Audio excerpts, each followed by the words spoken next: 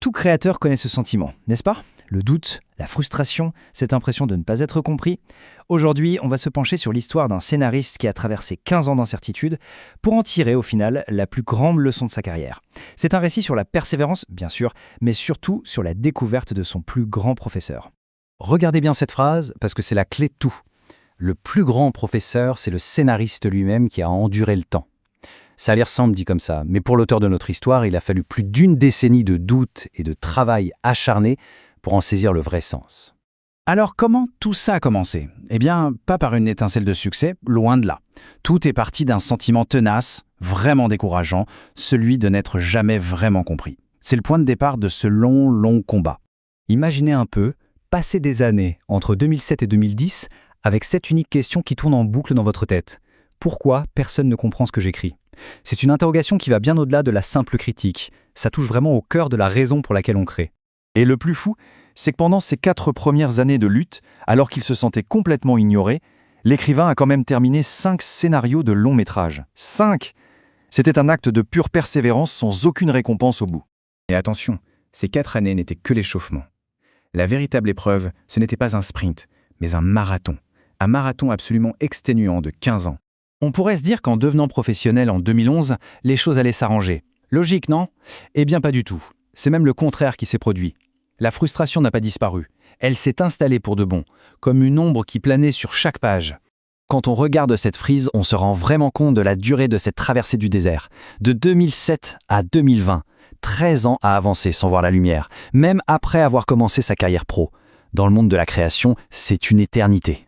Et pendant tout ce temps, malgré le doute, malgré cette frustration constante, il a encore écrit 8 autres scénarios de long métrage. 8. Chacun d'entre eux a été achevé grâce à une endurance silencieuse, presque obstinée.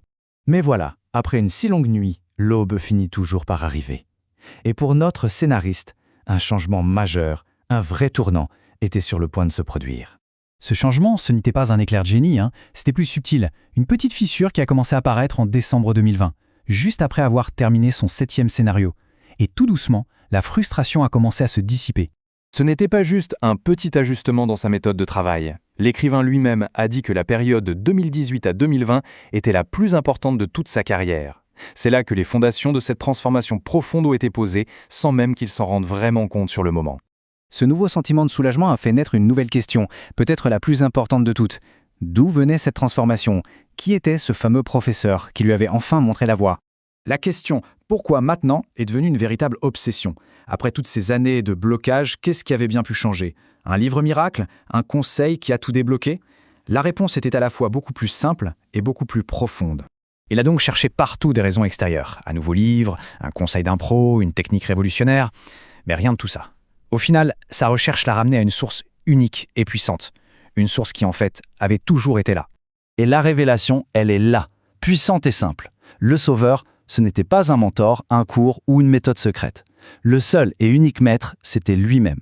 C'était la personne qui avait tenu bon pendant 14 années difficiles sans jamais abandonner. D'accord, c'est une belle histoire personnelle, mais qu'est-ce qu'on peut en retenir de manière plus universelle?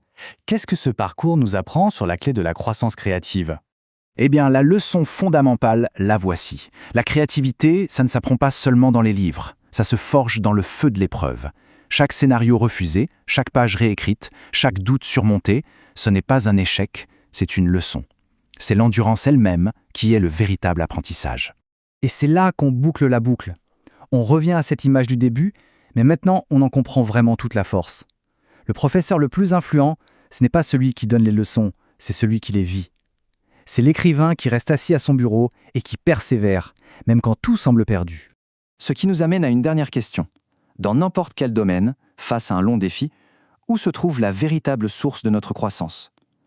Peut-être que la réponse n'est pas à chercher à l'extérieur, mais bien dans la force qu'on trouve en continuant, tout simplement.